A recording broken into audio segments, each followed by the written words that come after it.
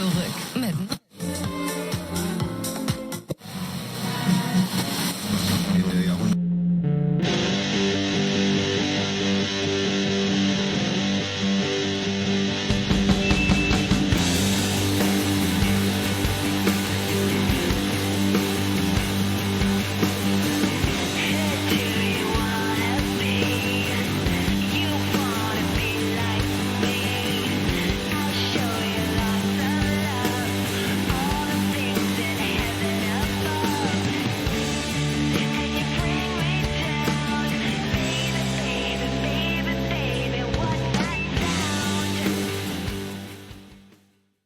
Actually, no. So there was a bit of debate over what color this shirt was because today is in Thailand, it is Saturday and Saturday is purple. So there's a debate whether this was obviously you're not on the right page of you don't care about Thailand's color of the day. There's a bit of debate on whether the shirt was purple or blue. Yeah, either. Right? So I said, we'll go with purple. I remember when I got the shirt and I was out at a mall and I don't like malls. And it wasn't like a trendy mall. It was like kind of like a off the beaten path kind of mall, which, if you've been in Thailand long enough, that anything goes. It's like jungle rules in an off the beaten path kind of a mall. And sometimes they could be sketchy when they're off the beaten path, right? Like not like just a little like pickpockets. I don't know. It just could be sketchy. And I remember, and my son was like still of stroller age because I remember having this stroller and going by this shop and it just had like random T-shirts, just absolutely random T-shirts and no rhyme or reason. It wasn't like there was a whole bunch of Star Wars shirts. It was just like completely random T-shirts.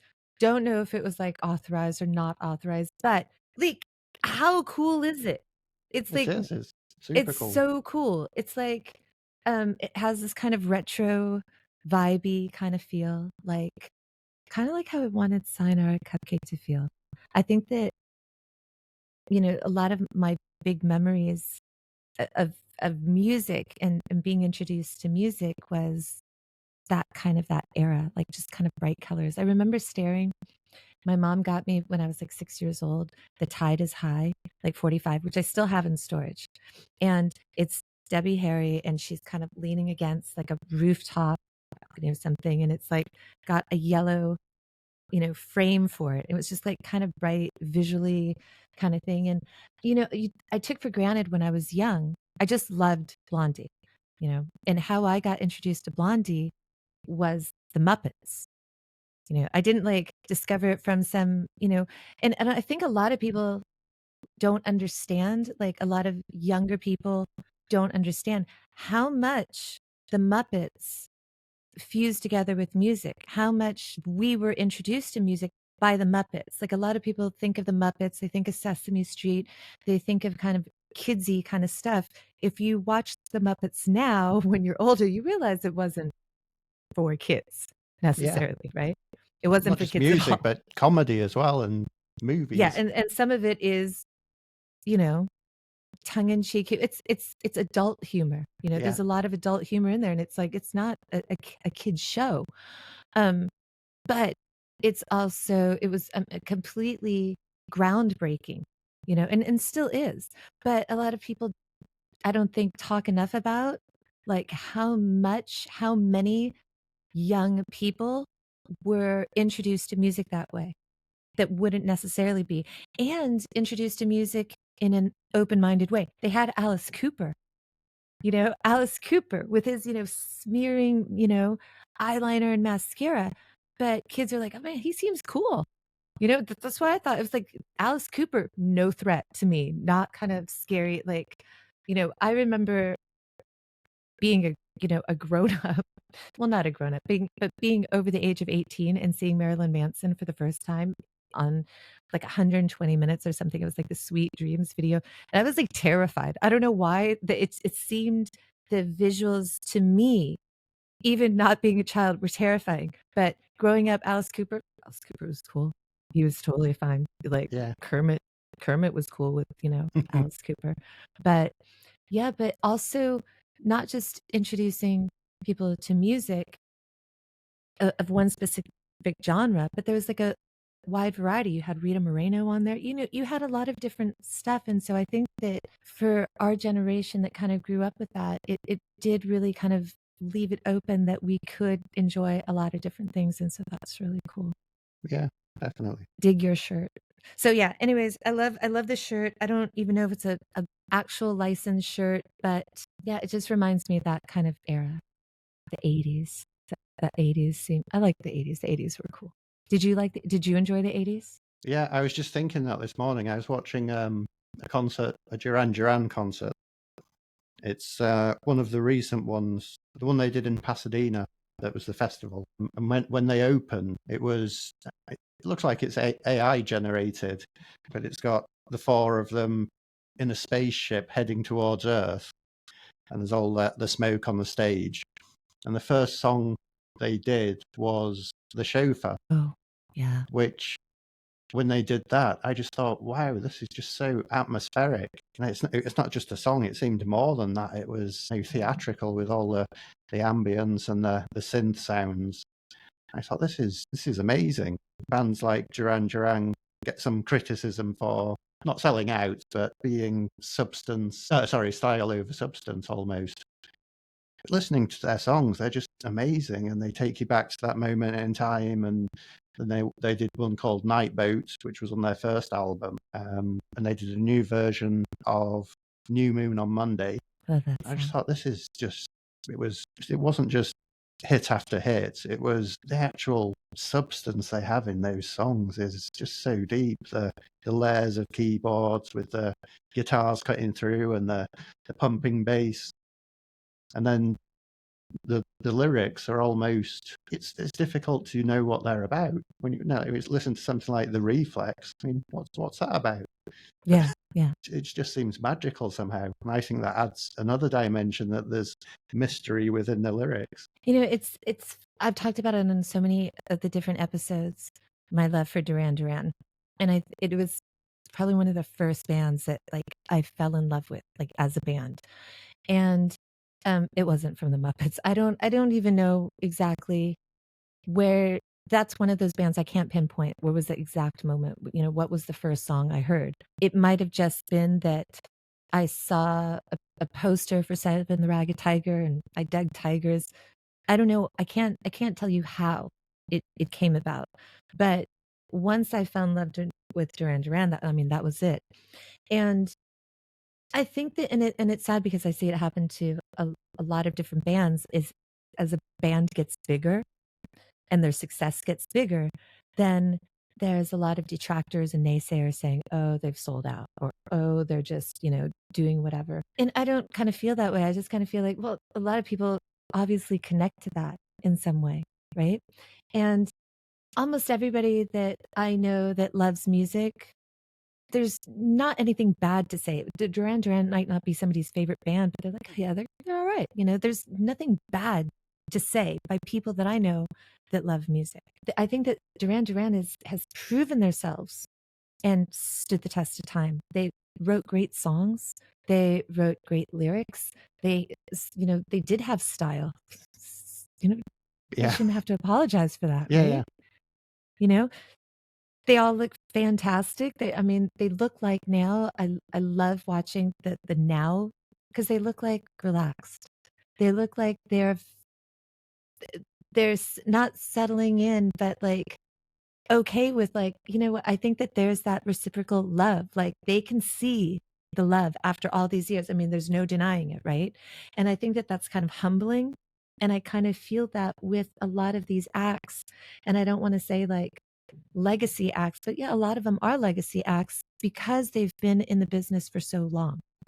And so when I see now that they're still out playing and they're still getting that love, like I get choked up.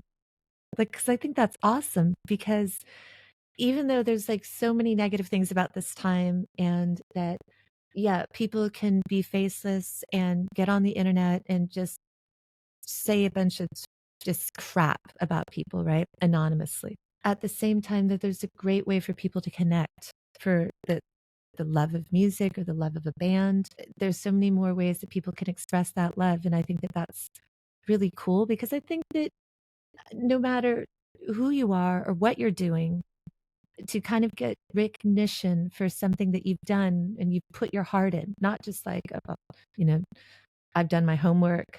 Oh, good job for doing your homework. But like, you know what I'm saying? Something that you've put your heart and soul into, and being able to hear somebody say, well, that touched me, that moved me, that helped get me through this horrible time in my life where I couldn't talk to anybody and nobody could be there with me, but your song carried me. Yeah, That's heavy. yeah. That's so heavy. And that And goes that's why it's back to what Andy was heartbreaking. saying about, food being liminal, but music just will be there forever. And he's right. 100 years, someone might be singing Nirvana. In 2,000 years, someone will be playing back. And in 1,000 years, someone might be listening to Ordinary World. Because some of these songs are just timeless. Um, I saw a reel not too long ago where they found what was to believe the oldest recorded, I don't know, like papyrus, I don't know, or stone, whatever, like notes kind of to a song, and they transcribed it and played it. And so, and I reposted it. It was kind of crazy. And I didn't dig too much into it, and I should, to just make sure that, you know, there's like validity to it. But that is interesting that you could go find something that was written maybe, you know, 2,000 years ago, 3,000 years ago, and go, oh, here's what are these notes? Oh, let's play it and see what it sounds like.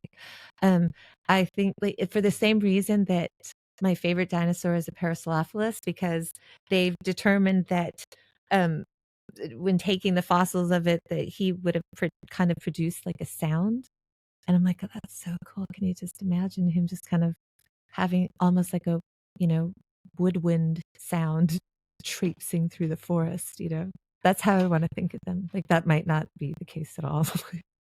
Maybe he squeaked. Who knows? You know, we can only kind of speculate millions of years later, but I like to think of that. I have bad news, and um, it's it's made me very emotional the last 36 hours.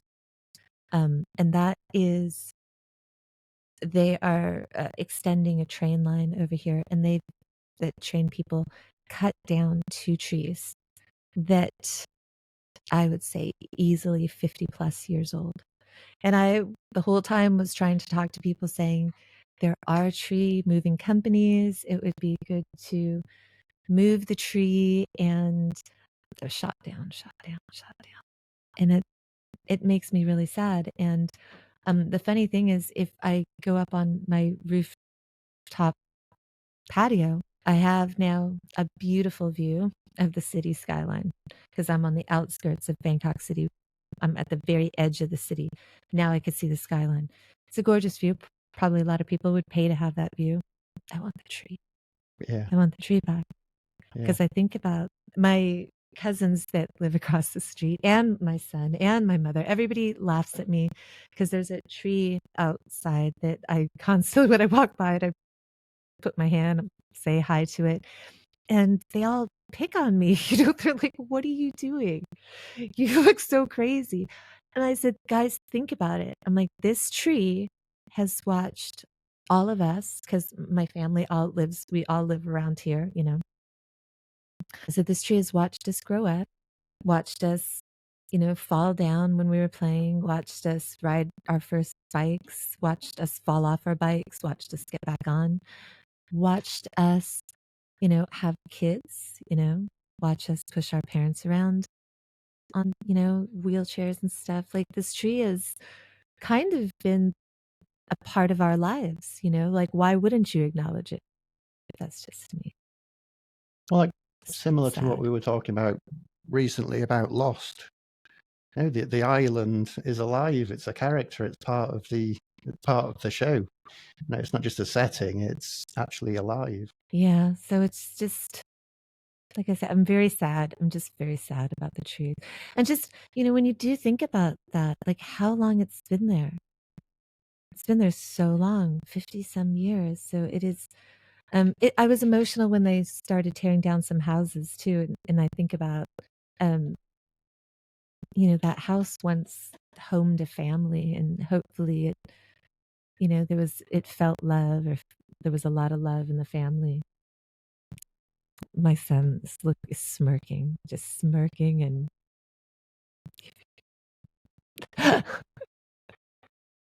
I have a stimulus question. I thought it okay, yesterday because it's something I tried a couple of times this week. eating. No, don't be silly. It's about algorithms. Oh shoot.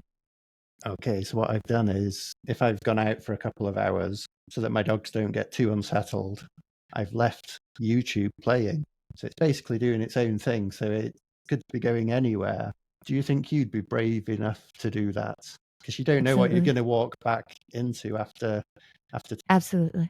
Because because I know that the content of what I look at, like I said, it's my search history, my browsing history on pretty much any platform is going to be the same. That's why, like, I love my algorithm. I talk about this. I've talked about this on a lot of episodes. I love my algorithm. That's why I'm asking, because would it risk it? Because if it just goes slightly off, Yeah, but slightly I off am a its little bit. angle, will it go I so far off in 2 hours that you come back and there's all this stuff that you think, I don't want that? well, an incident did occur, a small incident. My son's best friend came, and um my computer was on. I had the computer downstairs, and he decided to just play songs on my Spotify without logging out of my Spotify and signing into his Spotify. And so I was like, oh, and this is not, um there wasn't one thing that I would have. And there was a lot. I thought it was just going to be a couple songs, and then I looked. I'm like, there's so much. I'm like, that's kind of crazy. It was a night they had a sleepover, so there was lots of hours of just. And um, I've cleared the cache. I've tried to do everything to like reset. So that is a bigger fear than a lot of things in Yeah, life for me. That's a yeah, bigger fear. My algorithm being messed up. I fear that more than, I don't know. yeah. Because I've noticed how quickly an algorithm can change. Because, like I say, I try to avoid news. But in the UK recently, there's been lots of gatherings, I think is the most polite way to say it. But as soon as I started investigating those, that was all that was on my feed. So I had to deliberately go back and listen to some Phil Collins, and to try and even it out. Just go so Yeah. far the other way, get some Genesis playing, get some Dire Straits on, just to try and get back to where I was. I think that's why it also sometimes concerns me who I follow back, and it's not like some kind of an elitist snobbery type of a thing. I'm just afraid of, like, what if I have a friend that is, well, a lot of those people I called anyways, and they didn't notice I called them because they're too busy, like, being very, very angry about something, which and I'm not knocking that. Like, a lot of people feel very, very deeply about something, and I completely understand, their need to express it in some way.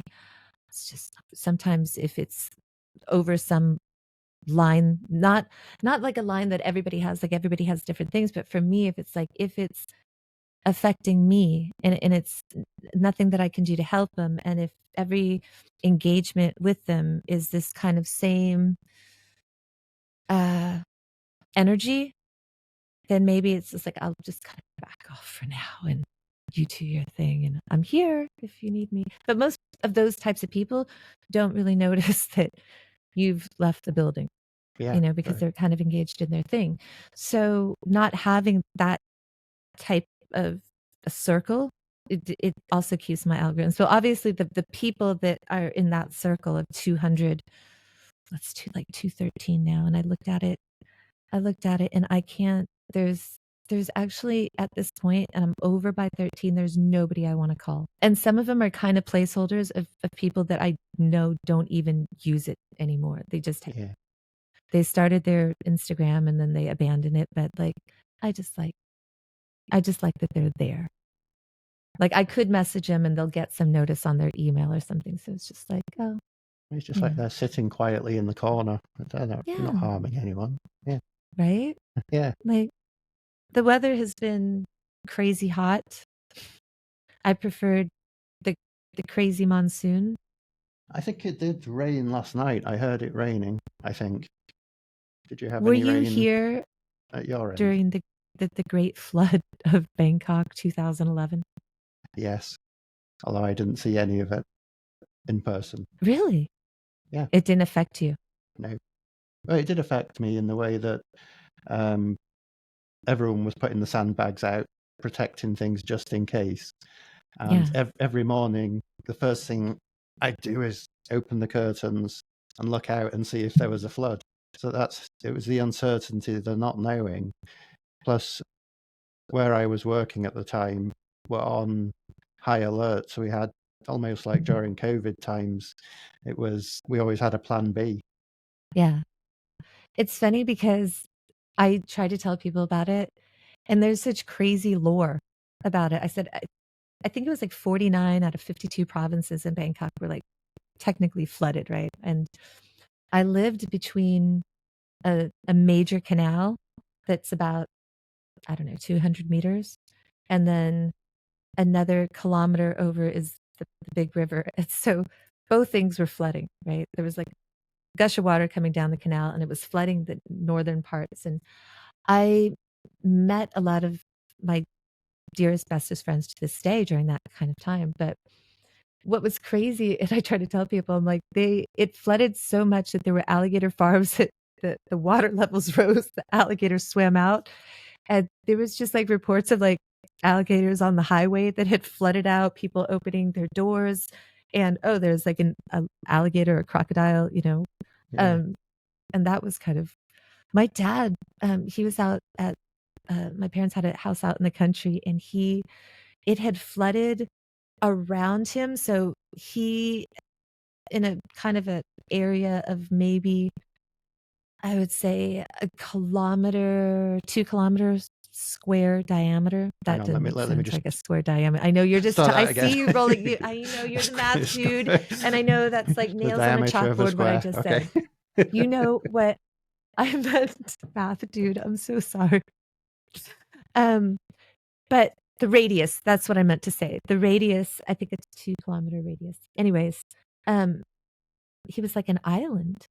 And we couldn't get to him for like 3 months until the water subsided. But being an American, he was a stockpiler. So he was like good. He came from that era of Nuclear bunkers. yeah.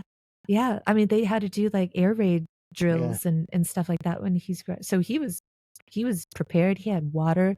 He was good. He had batteries. He had everything. Like he generator. Whereas me was just like, I mean, I didn't know what to get. This might be a It racist wasn't like the question, US but when the US gets toilet paper. did he have a gun? Are we allowed guns here? I don't know. I think that I think you can apply to, I don't, I have no idea. No, I was just thinking with all the alligators around, No, would he he just had, wrestle them? but I will tell you though that what we do have, and it's kind of crazy, and it's actually super cool, and it's super crazy. We have a lot of bowler knives and a lot of machetes made, and um, blowguns and crossbows and spears made out of bamboo feathers and metal parts of planes and stuff downed from World War II. The reason why was when we were living in the Philippines, my dad was in charge of the club systems on the base, and they were having a lot of burglaries, like tons and tons of burglaries at the club, and because people were paying somebody off because this, standards of living were really, you know, people weren't making a lot of money, so it was quite easy to pay off a security guard and go into the clubs and steal stuff. But there were indigenous people living in the jungles, and we literally the base was literally in the middle of a jungle. Like my house was, I would say, 270 degrees.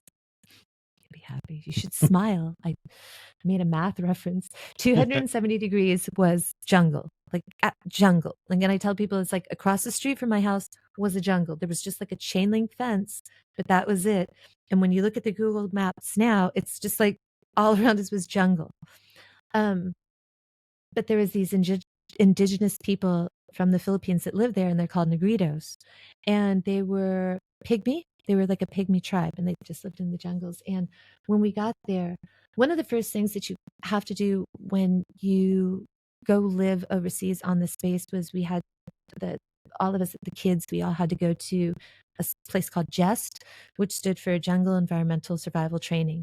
And it was because we were in the middle of a jungle, they just really teach everybody, like, in case somehow you wander off into the jungle, like, this is what you need to avoid eating. This is what you should eat.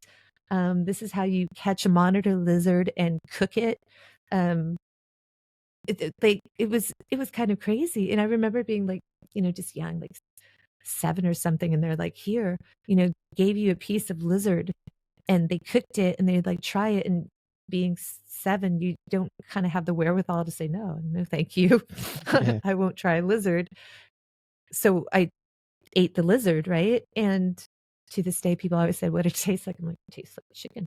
Yeah. That's what it tastes. It tastes like Got a chicken. sugar I down don't, my spine. I don't remember at all what it tasted like. Is this I a just remember, similar time to the Predator movie? no, beforehand. I think that, it's funny because when I think about that time, I was never fearful.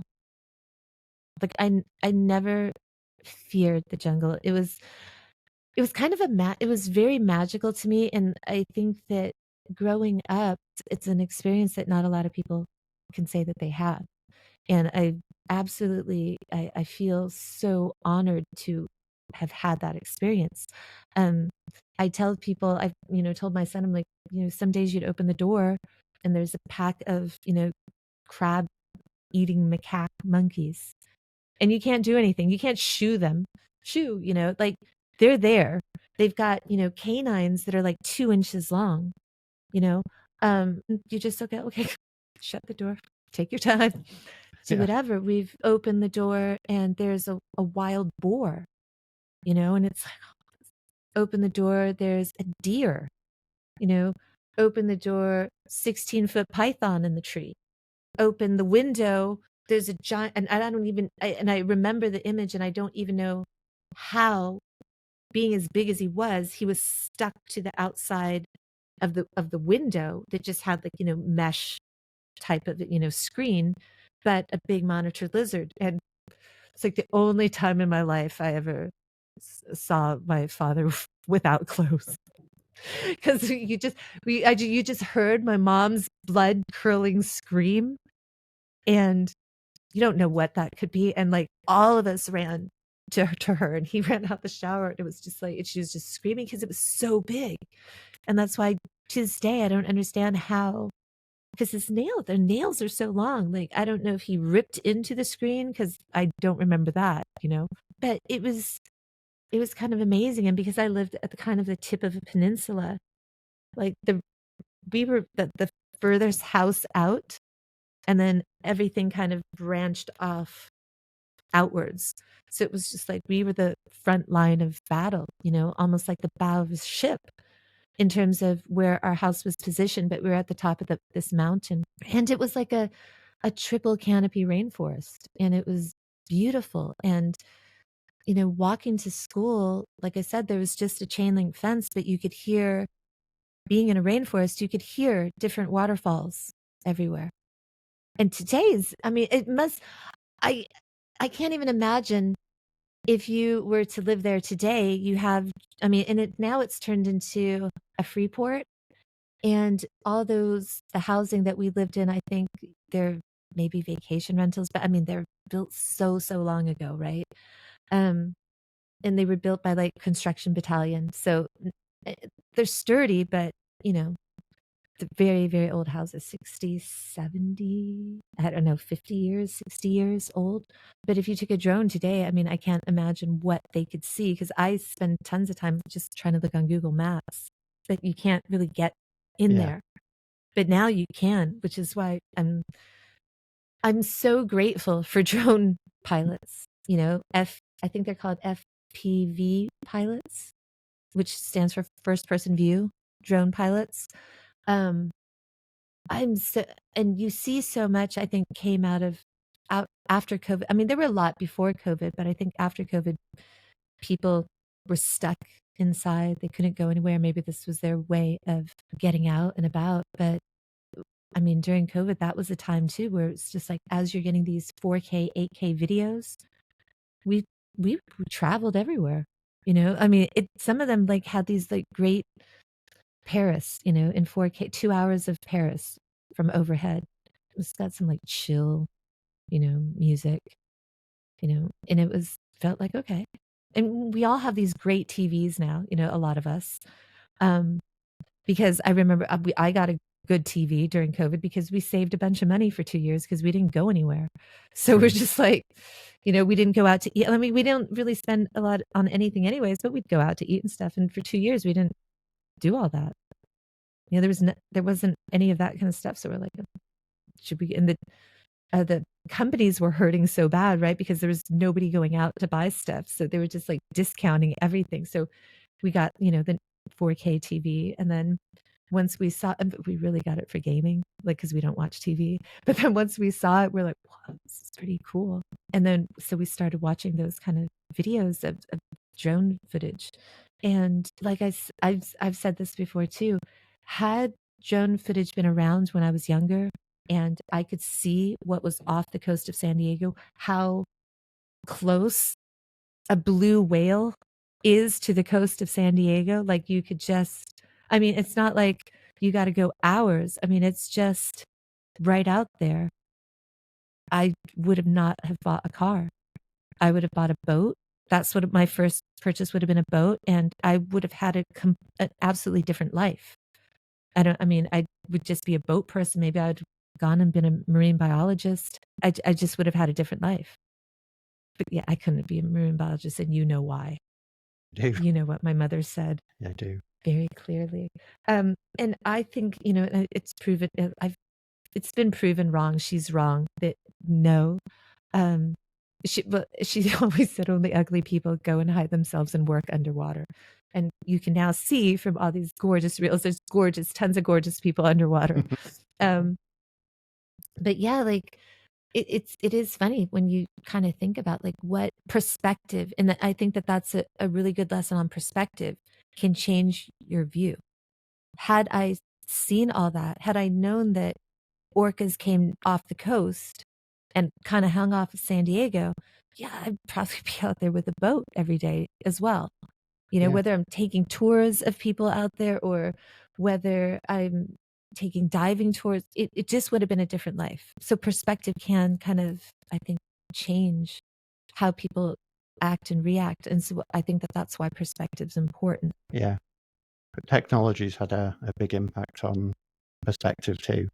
And Yeah. I think there's no way when you were a kid that you could know all that. Yeah. But it does make me wonder, kids now, will that affect their perspective? Will there be kids out there thinking, oh, there's all these orcas, I want to be a boat person? I hope so. I mean, I hope that, you know, I watched some guy the other day and he had, and I don't know if he got cleared or if he's like, you know, gone rogue and had a drone go through a pyramid, and seeing it so close, you know, I have never had a chance to go out there and explore the pyramids, right? But seeing these things go through there, and I'm so amazed, right? And it looks so cool. But it gives you this whole kind of thing of like, I wonder how many kids will see that and say, I want to be an archaeologist. I need to bring an archaeologist on here, and I think I will bring her soon. She's my favorite archaeologist, and she's got a great story, Sarah, that links to music, but I'm going to ask her about that kind of stuff.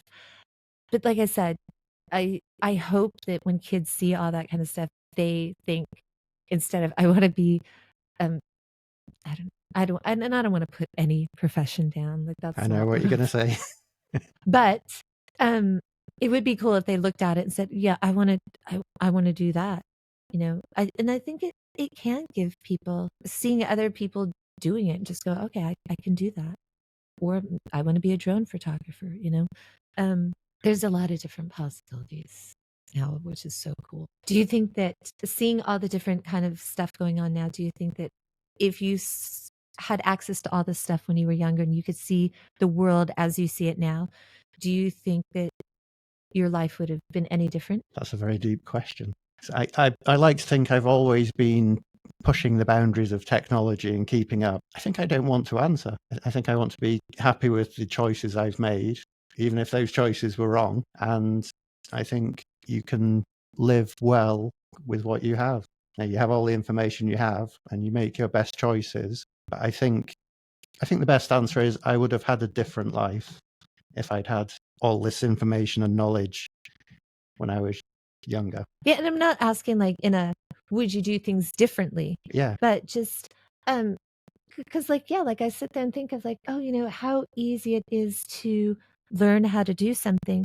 And it's just more of a comparison of like, what do kids have access to these days that we don't? If somebody hears somebody playing guitar now, in the past, maybe they might not have access to a music teacher. You know what I'm saying? Or might not have the funds for a music teacher. Maybe they picked up a guitar at a pawn shop or at a Goodwill or in a trash. And so they've got the tools, but maybe they don't have the means to write. And so nowadays you can go on the internet and there's YouTube, and you can kind of learn how to do stuff. And it's not just for guitar, it's for pretty much anything. Um, you can learn how to do stuff. And I think that's really cool. I'm going to cut this part out. Actually, I'm just going to pause it for a second. I did see you yesterday, and I wanted to talk about public transportation. okay. Because I don't often go in the daytime. Like, it's usually during it. It's not like in the mornings, like rush hour and stuff, right? And I was quite impressed because I'd never been like, it's something you do all the time. It's a lot of people do, but it was like so lovely because I went in the morning and everybody was like in an orderly little queue. And I was like, what's this? Like, there was no shoving and pushing. Yeah. In the afternoons, it's not like that. But in the mornings, it was completely different. Yeah. So And my it's question is, very, oh, sorry. because you have been utilizing public transportation for so long, why is it so much more orderly in the mornings as opposed to the afternoons? I would guess it's because it's people commuting. So it's regular. No, it's the same people every day. So they have their routine. They get on roughly the same train every day, same time. And everyone's there for the same reason. They're going to work. Whereas in the afternoon, it's people going to malls, people going to wherever they're going. And it's not something they do regularly. So it might Yeah. be the same amount of people every afternoon, but it's for a different reason. They're not going to work or coming back from work. So I think it's a different mindset. It's funny because I felt the whole time when my son was making fun of me. Because I said I felt like he was taking me on a field trip because I don't like to go out that often. And so usually if I have to go someplace, it's just very like, I know what I park, I go get whatever I need to get, I exit. It's always been that way.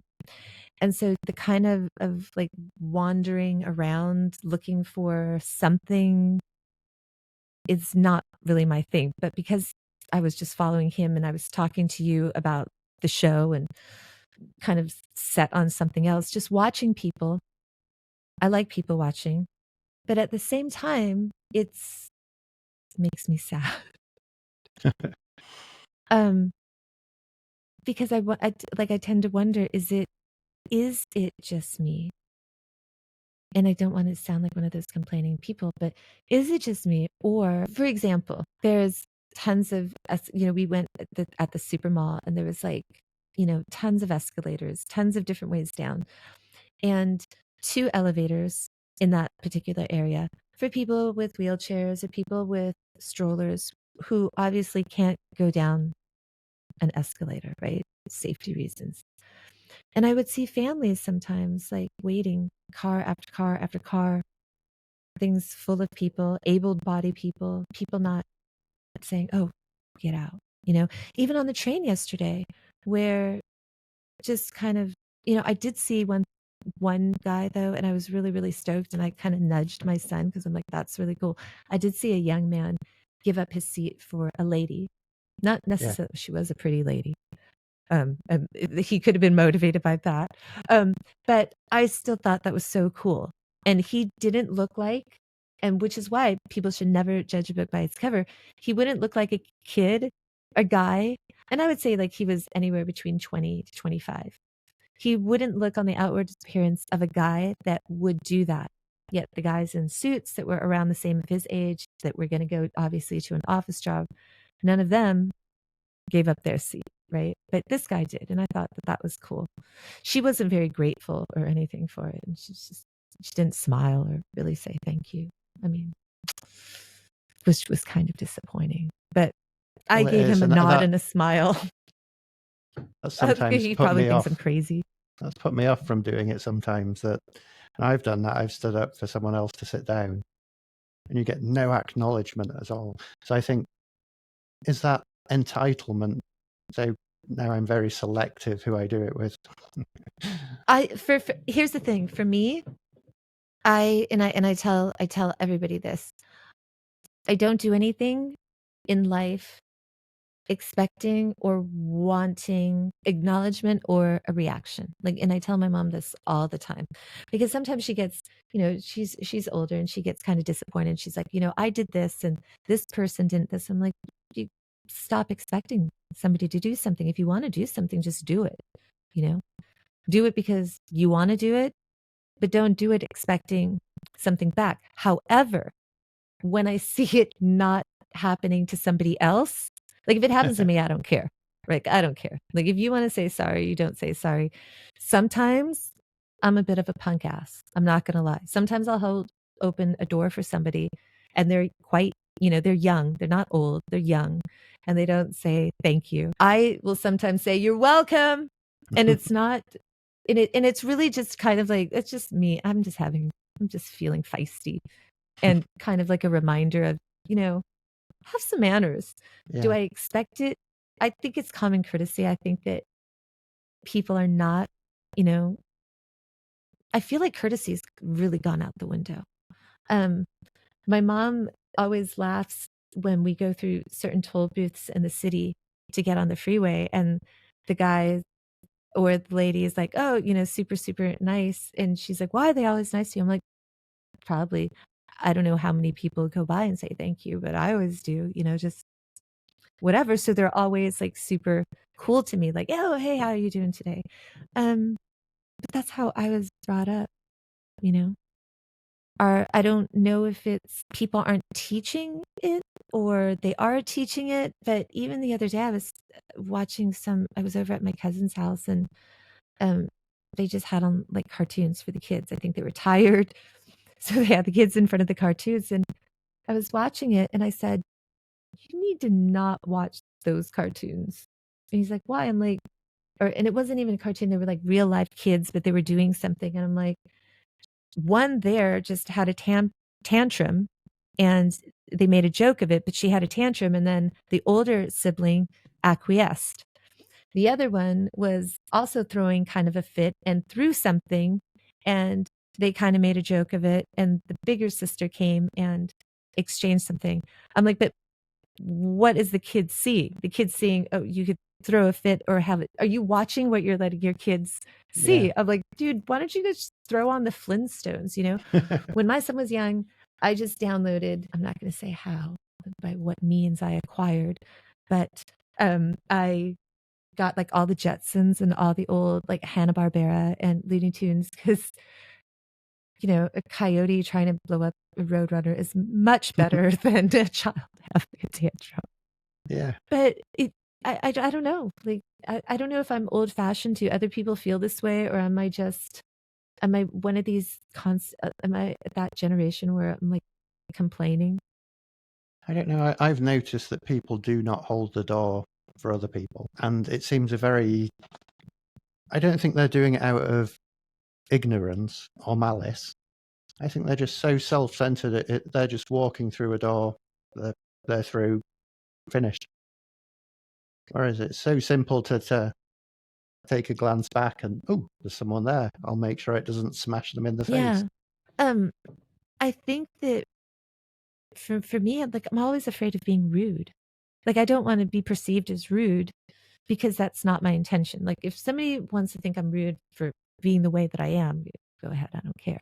But I don't want somebody to misconstrue, you know, something that I do as being rude when that's not my intention. Like when I don't add people that try to friend me and I know them. I'm not being, it's not my intention to be rude and not add you as a friend. It's just I have, you know, requirements that have nothing to do with you. That it's just a number. It's just a weird thing of mine, right? But I Yeah. don't want people to feel that it's something personal. I've got something personal against maybe some of them. I can know their algorithm's going to mess with mine. So I know what they're about. But yeah, I just it's very sad to me. I think that's why I just like staying home. And I'd rather just be at home, listen to music, talk about music. And it's, you know, I used to think it was a Thailand thing, but I believe that this is happening everywhere because I have talked to a few other people who've kind of gone through something similar back home. But also in other places, there's so much other stuff going on. Somebody asked me, they contacted me and said, hey, how are things over there? I heard of the political situation in Thailand. I said, doesn't affect me at all. I think that I've survived like 2 military coups. I think that's how people that live in Thailand now, like they can talk about how long they've been here, but like how many coups Yeah. they've survived. Like I've survived 3 coups. Daily life just continues. Yeah. You're right. It has I no mean, major there's been impact. times that we've had tanks rolling down the street. You know, and then when they get to a stoplight, somebody running from the side, giving the soldier a flower, you know, like literally Yeah. that's what happened. And then taking selfies with the soldiers in front of the tank. It's not affected at all my life, anybody's lives. So, I mean, I'm sure it affects, I don't know how Thai politics really affects my life. Do you think that it affects the lay people, or do you think that it just affects people with money and power by having different heads of power in power? I think it probably affects the top 1% and the bottom 1%, and everyone else is relatively unscathed. Yeah. Because I was trying to think that how, you know, has it effect in terms of, I mean, anything? Has any one leader brought more benefits to any different class system? I don't, you know, see that kind of stuff. So it's, you know, it is what it is. Yeah. Um, I want to talk about something because I saw somebody post it and it almost is kind of to me, I, I can't even imagine it, but I know that you probably have experienced something like this.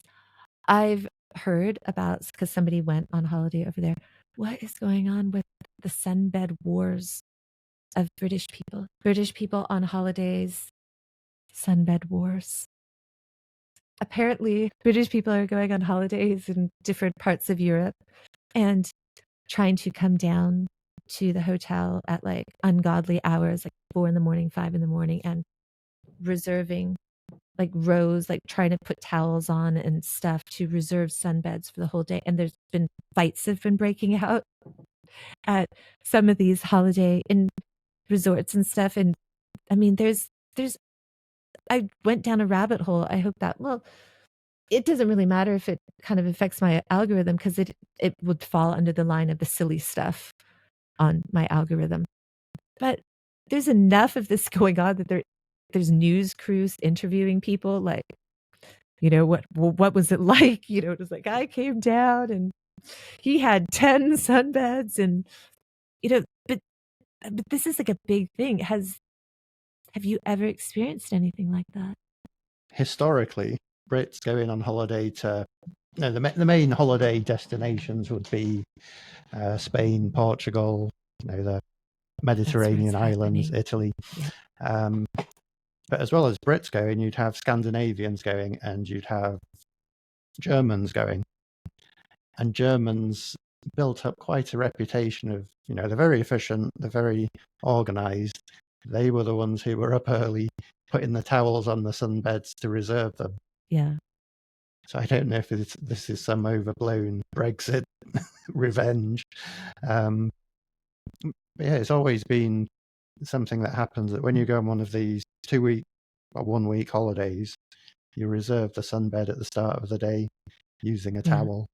I thought, can't they just put more sunbeds out there? But I mean, I think it's all about the position of the sunbeds and getting the ones that together. So there'd be a certain, so if you had a family of 4, you'd want 4 sunbeds together, but you might want them close to this part of the swimming pool or this part of the hotel, or which part will get sun at which time.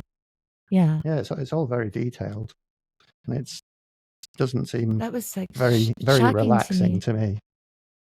Because I don't, whenever I go on holidays, I tend to not go to like a big hotel. I tend to find like a boutique hotel just to avoid people. But even here in Thailand, obviously there's, Thailand's a gorgeous place to go, and we've stayed at different hotels and even at a boutique hotel. As much as I've talked about, I love running into people. One great thing about Bangkok is that it is such a melting pot of people from every corner of the world. And the the people that are kind of the travelers, the ones with the wanderlust. I love all the conversations that we have because they're very open people, but people that travel on holiday tend to be different types of travelers completely. I mean, it's best not to say much more than that. But I think I the find the it's intention of it's tough. the intention of the holiday is different, whether it's to travel and explore or whether it's to spend 2 weeks sunbathing because you don't get that weather in your home country. Yeah, I suppose that, if you're going to spend a lot of money and take the whole family on there, but it just boggled my mind because it was not just one place. It was like, I guess, happening in Mallorca, it was happening in Yeah. Portugal, it was happening in Greece. And um it the article went so much as to say that they started to have rules and they started to like lock up access to the pool so that people couldn't. I thought that was crazy. Like I can't imagine like going on holiday and then fighting with people the whole time. Well, I guess you've seen Still Game. Can you remember the episode of Still Game where there's not a heat Oh, the wave, park. the park one? Yeah, so it's Yeah. nice weather, which is rather rare in Britain, Yeah. especially in Scotland. So it's the same as that one where they're waiting as early as they can to get the best Yeah. bench in the park to spend the day. That's a great show. Like me and my son can watch that show. Like it's one of those that we might throw in the background. Like Yeah, if we wanted white noise, that's what we throw in the background yeah, that's what I because do I too. just think That's one they're of so my, funny. yeah. And you see something new every time, just a small reaction or, just a micro reaction even that you haven't seen before. And it seems so real. It's real people and Yeah. it's real situations or Yeah. I mean, plausible situations and plausible people, I should say. I think that it's quite relatable. I love the idea of, pensioners still being a little bit cheeky, um, a, you know, getting into a little bit of trouble, giving Bobby a hard time. Yeah. Um, I love it. I just absolutely love it. I think that I suppose in a sense it's like, well, you know, maybe there's a part of me that says, I hope when I'm that age that I have friends like that, you know, these kind of like enduring types of friendships like that, because it's quite lovely. My stomach is growling, and I don't know if the new mic is picking up my stomach growling.